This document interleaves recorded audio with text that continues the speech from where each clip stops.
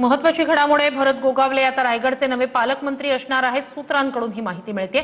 एकनाथ शिंदे, सुनील तटकरे, भरत गोगावले यांच्या बैठकीत निर्णय झाल्याची माहिती सूत्रांनी दिली। मुख्यमंत्र्यांशी बोलणं झालंय, लवकरच निर्णय होणार असंही उपमुख्यमंत्री एकनाथ शिंदे यांनी सांगितलंय।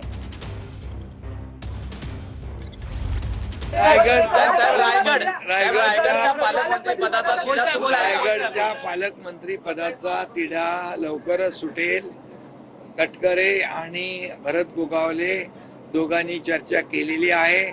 मी स्वतः मुख्यमंत्री महोदयांशी बोललेलो आहे आणि लवकरच तो तिढा विषय त्या संदर्भामध्ये चर्चेअंती आम्ही लवकरच त्या ठिकाणी संपुष्टात आणू। आजच माझी शिंदे साहेबांची चर्चा झाली। माझ्या स्टँडिंग कमिटीची दौरा संपल्याच्या नंतर वहिनींशी सुद्धा चर्चा करेन। मुख्यमंत्र्यांचा सुद्धा बसून हा तिढा निश्चितपणाने त्या ठिकाणी सुटलेला आहे, त्याचं अंतिम स्वरूप दिलं जाईल। रायगडचं पालकमंत्रीपद भरत शेठ तुम्हाला मिळणार आहे अशी माहिती मिळते, काय याबद्दलचं सत्य आहे?